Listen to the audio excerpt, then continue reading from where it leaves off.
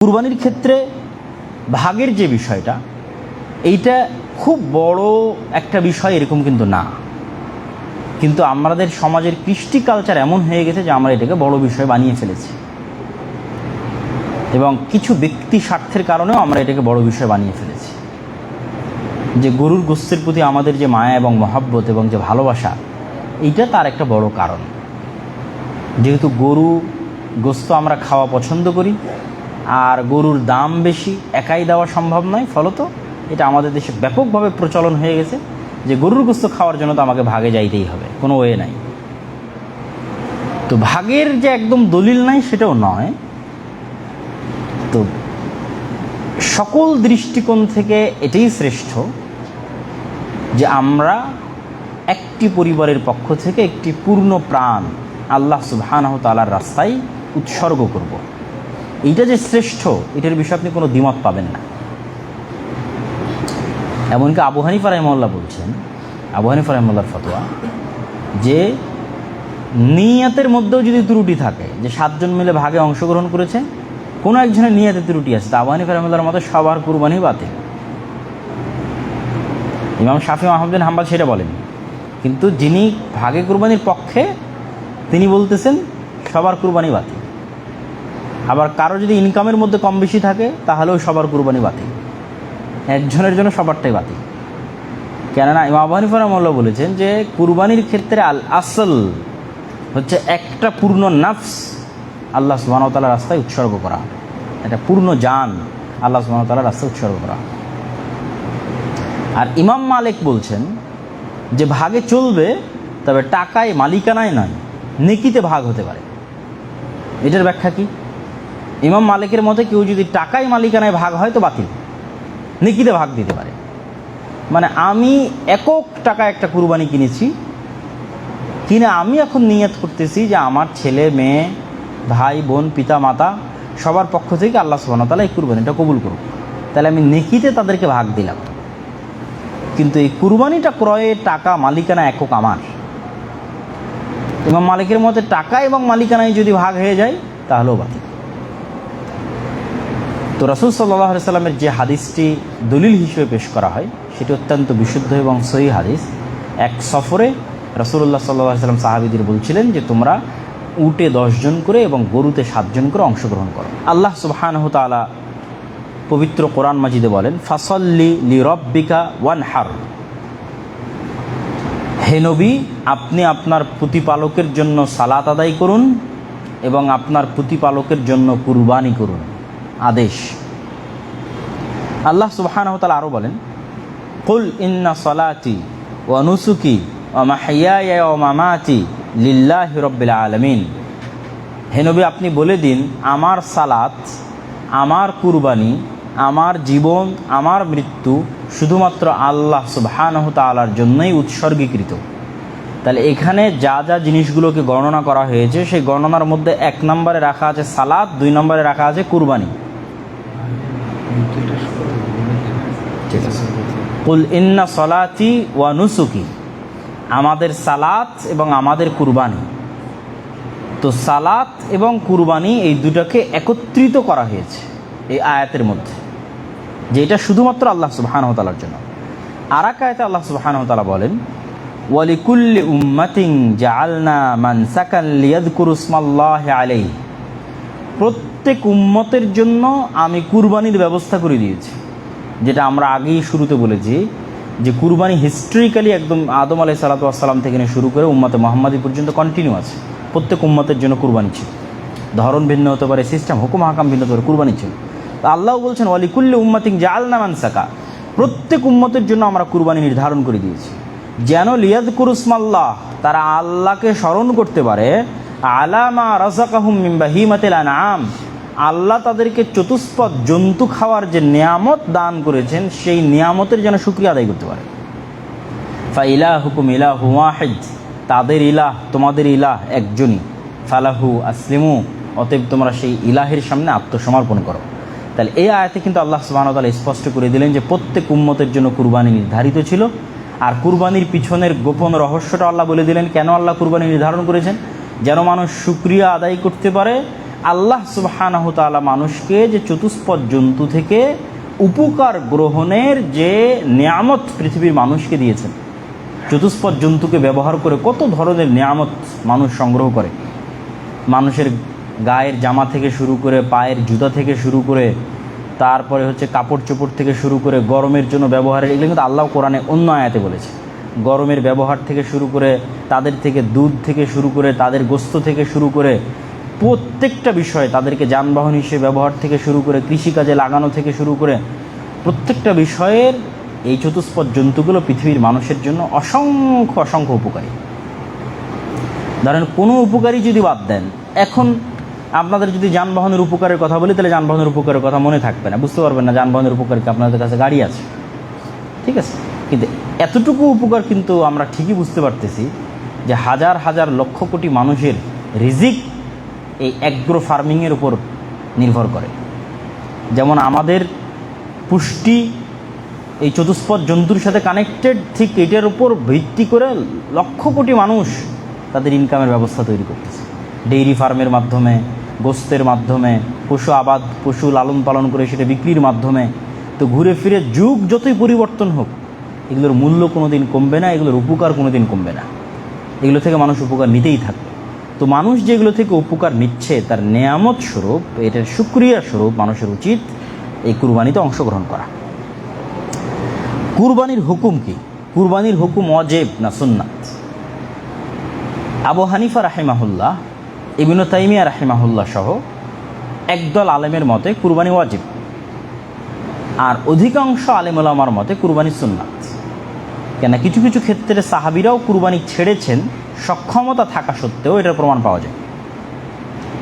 তবে রাসূলুল্লাহ সাল্লাল্লাহু আলাইহি ওয়াসাল্লামের পক্ষ থেকে হাদিস এমনও আছে যে তোমাদের মধ্যে যে ব্যক্তি কুরবানি করল না, মান ওয়াজাদা সাআতান ফালাম ইউদহি ফালা ইয়াকরাবান্না মুসাল্লানা, তোমাদের মধ্যে যে ব্যক্তির কুরবানি করার সক্ষমতা থাকার পরেও কুরবানি করলো না, সে যেন আমাদের ঈদগাহে না আসে। তো এটা আসা নিষিদ্ধ বিষয়টা এমন না, কিন্তু এটার গুরুত্বটা বোঝানো হচ্ছে উদ্দেশ্য, যে এইটা সক্ষমতা থাকার পরও কুরবানি না করাটা এমন যে সে যেন আসলে আর ঈদুল আজহাই পালন করলো না, তাহলে আর ঈদের সালাতে এসে তার কী লাভ? তো বিষয়টা এরকম। এবং রাসূল সাল্লাল্লাহু আলাইহি ওয়াসাল্লাম এমনও বলেছে যে কেউ যদি সালাতের আগে কুরবানি করে থাকে, তাহলে সে যেন, তার কুরবানি হয়নি, তার কুরবানি বাতিল, সে যেন সালাতের পরে নতুন করে কুরবানি করে।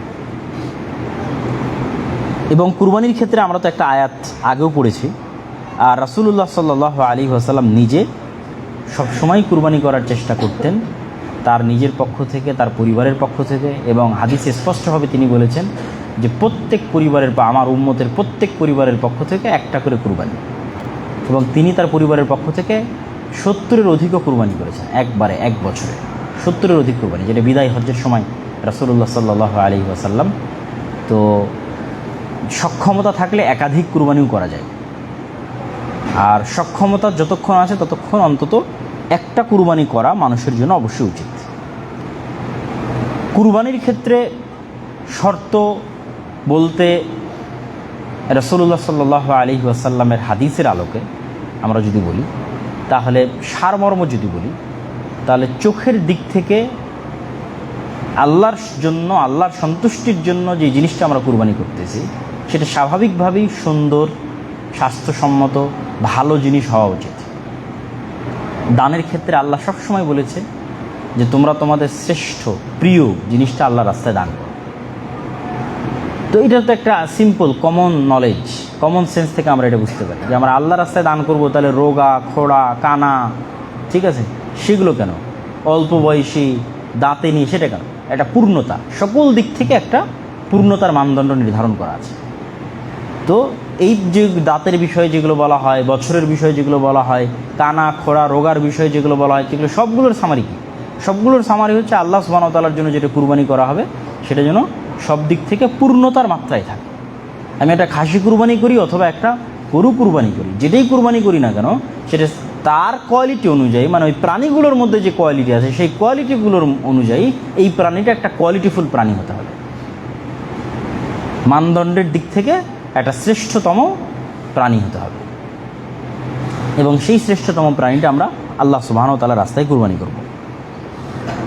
এবং কুরবানির ক্ষেত্রে ভাগের যে বিষয়টা, এইটা খুব বড় একটা বিষয় এরকম কিন্তু না, কিন্তু আমাদের সমাজের কৃষ্টি কালচার এমন হয়ে গেছে যে আমরা এটাকে বড় বিষয় বানিয়ে ফেলেছি, এবং কিছু ব্যক্তি স্বার্থের কারণেও আমরা এটাকে বড় বিষয় বানিয়ে ফেলেছি। যে গরুর গোশতের প্রতি আমাদের যে মায়া এবং মহব্বত এবং যে ভালোবাসা, এইটা তার একটা বড় কারণ। যেহেতু গরু গোশত আমরা খাওয়া পছন্দ করি, আর গরুর দাম বেশি, একাই দেওয়া সম্ভব নয়, ফলত এটা আমাদের দেশে ব্যাপকভাবে প্রচলন হয়ে গেছে যে গরুর গোশত খাওয়ার জন্য তো আমাকে ভাগে যাইতেই হবে, কোনো ওয়ে নাই। তো ভাগের যে একদম দলিল নাই সেটাও নয়। তো সকল দৃষ্টিকোণ থেকে এটাই শ্রেষ্ঠ যে আমরা একটি পরিবারের পক্ষ থেকে একটি পূর্ণ প্রাণ আল্লাহ সুবহানাহু ওয়া তাআলার রাস্তায় উৎসর্গ করব। এইটা যে শ্রেষ্ঠ, এটার বিষয়ে আপনি কোনো দ্বিমত পাবেন না। এমনকি আবু হানিফা রাহিমাহুল্লাহ বলছেন, আবু হানিফা রাহিমাহুল্লাহর ফতোয়া, যে নিয়তের মধ্যেও যদি ত্রুটি থাকে, যে 7 জন মিলে ভাগে অংশগ্রহণ করেছে, কোনো একজনের নিয়তে ত্রুটি আছে, তা আবু হানিফা রাহিমাহুল্লাহর মতে সবার কুরবানি বাতিল।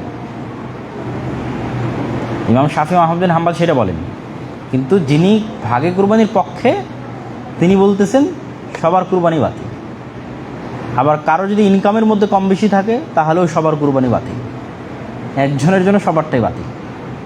কেননা ইমাম আবু হানিফা রাহিমাহুল্লাহ বলেছেন যে কুরবানির ক্ষেত্রে আল আসল হচ্ছে একটা পূর্ণ নাফস আল্লাহ সুবহানাহু ওয়া তাআলার রাস্তায় উৎসর্গ করা, একটা পূর্ণ জান আল্লাহ সুবহানাহু ওয়া তাআলার রাস্তায় উৎসর্গ করা। আর ইমাম মালিক বলছেন যে ভাগে চলবে, তবে টাকায় মালিকানায় নয়, নেকিতে ভাগ হতে পারে। এটার ব্যাখ্যা কি? ইমাম মালিকের মতে কেউ যদি টাকায় মালিকানায় ভাগ হয় তো বাতিল, নেকিতে ভাগ দিতে পারে। মানে আমি একক টাকা একটা কুরবানি কিনেছি, কিনে আমি এখন নিয়ত করতেছি যে আমার ছেলে মেয়ে ভাই বোন পিতা মাতা সবার পক্ষ থেকে আল্লাহ সুবহানাহু ওয়া তাআলা এই কুরবানিটা কবুল করুক, তাহলে আমি নেকিতে তাদেরকে ভাগ দিলাম। কিন্তু এই কুরবানিটা ক্রয়ের টাকা মালিকানা একক আমার। ইমাম মালিকের মতে টাকা এবং মালিকানায় যদি ভাগ হয়ে যায় তাহলেও বাতিল। তো রাসূল সাল্লাল্লাহু আলাইহি সাল্লামের যে হাদিসটি দলিল হিসেবে পেশ করা হয় সেটি অত্যন্ত বিশুদ্ধ এবং সহিহ হাদিস। এক সফরে রাসূলুল্লাহ সাল্লাল্লাহু আলাইহি সাল্লাম সাহাবীদের বলছিলেন যে তোমরা উটে 10 জন করে এবং গরুতে 7 জন করে অংশগ্রহণ করো। সুতরাং অংশগ্রহণ অবশ্যই করা যায়, তবে কারো যদি সম্ভব হয় যে সে তার পুরো পরিবারের পক্ষ থেকে একটা পূর্ণ কুরবানি দিবে, তাহলে এটাই সবচেয়ে উত্তম, এটাই বেস্ট। এবং এই কালচারটাই আমাদেরকে গ্রো করতে হবে, এই কালচারটাই আমাদেরকে ডেভেলপ করতে হবে। আপনি এখনও সৌদি আরব সহ বিভিন্ন দেশে গেলে দেখবেন যে সবাই নিজ নিজ কুরবানি একক। কেননা আপনি ইবাদতের ক্ষেত্রে কেন আরেকজনকে শেয়ার দিবেন, ইবাদতের ক্ষেত্রে কেন আপনি আরেকজনের সাথে শেয়ার করবেন? এই জিনিসটাই তো আত্মমর্যাদার সাথে যায় না, যে আমি আল্লাহর জন্য একটা ইবাদত করব সেটাও আবার আরেকজনের সাথে শেয়ার করে। তো সেক্ষেত্রে আমরা সম্পূর্ণ বাদ দিচ্ছি, বাতিল বলছি এটা নয়, আমরা কোয়েশ্চেন মার্ক দিয়ে রাখতেছি যে আপনারা যেভাবে ঢালাও হারে আমরা ভাগে কুরবানি করি, এইটা অবশ্যই একটা কোয়েশ্চেনেবল বিষয়, প্রশ্নবিদ্ধ বিষয়, আলেম ওলামাদের মধ্যে একটি মতভেদপূর্ণ বিষয়। সুতরাং আমাদের জন্য সেটি থেকে বেরিয়ে এসে সুন্নাতকে এবং বেশি শ্রেষ্ঠকে সবসময় প্রাধান্য দেওয়া উচিত। আর যদি আহলে হাদিসদের ক্ষেত্রে বলি তাহলে তো আরও বেশি, কেন আহলে হাদিসরা তো দাবি করে যে তারা সুন্নাতের অনেক বড় অনুসারী, এই জন্য তারা রাফুল আদাইন করে, এই জন্য তারা জোরে আমিন বলে। তো রাফুল আদাইন বাদ দিলে কি সালাত বাতিল হবে? রাফুল আদাইন বাদ দিলে সালাত বাতিল হবে? হবে না। জোরে আমিন না বললে কি সালাত বাতিল হবে? হবে না। তো জোরে আমিন বলার জন্য, রাফুল আদাইন করার জন্য যান জীবন দিয়ে মসজিদ পর্যন্ত আলাদা করে নিলে, আর ভাগের বেলায় এসে বলতেছেন যে হ্যাঁ আমি ভাগে দেব। এবং যারা উৎসাহ করতেছে সুন্নাতের অনুসরণের প্রতি, তাদের প্রতি অ্যাটাক করতেছেন, আক্রমণ করতেছেন। তা আমরা যদি অন্য সকল ক্ষেত্রে সুন্নাত এবং শ্রেষ্ঠটাকে প্রাধান্য দিয়ে থাকি, তাহলে বাই ডিফল্ট আরও উচিত আমাদের যে আমরা এটার ক্ষেত্রেও শ্রেষ্ঠতমটাকে, যেটা সবসময় রাসূল সাল্লাল্লাহু আলাইহি ওয়াসাল্লাম করেছে, যেটা সবসময় সাহাবীরা করেছে, সেটাকে আমরা আমাদের পুরো পরিবারের পক্ষ থেকে একটা অন্তত করবেন। পরিবারটাকে আপনি আলাদা করবেন কি করে? ওই যে দেখলেন না, ইমামদের মধ্যে মতভেদের বিষয়টা তো আপনি বুঝে গেছেন যে ইনকামটা কিন্তু মেইন, সবাই কিন্তু ইনকামের পয়েন্টটাকে মাথায় রেখেছে। তাহলে যতক্ষণ আপনাদের ইনকাম এক জায়গায়, আপনাদের হাড়ি পাতিল এক জায়গায়, ততক্ষণ পরিবার এক জায়গায়, পরিবারও তখন এক। বাপ ছেলে সবাই বিয়ে করেছে, কিন্তু সবার ইনকামও একত্রিত হয় এবং সবার হাঁড়ি পাতিল একসাথে আছে, রান্নাবাড়িও একসাথে হয়, তাহলে এটা আলাদা পরিবার এখন হয়নি। আর যখনই ইনকাম আলাদা, হাঁড়ি পাতিল আলাদা, রান্নাবাড়ি আলাদা, তখন আলাদা পরিবার হয়ে গেছে, তখন আপনাকে কুরবানিও আলাদা করতে হবে।